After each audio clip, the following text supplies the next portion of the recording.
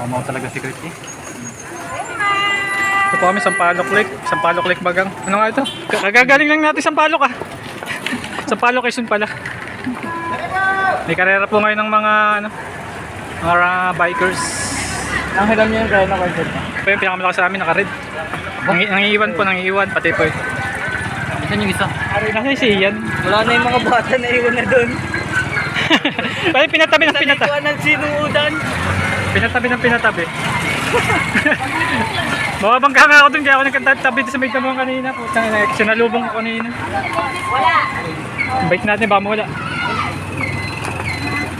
Ay, wala na yung pakot na. Ito po yung mga bike na mahina, nakaparada dito. Dito po, may libreng tinapay po sa bakery na may mingay.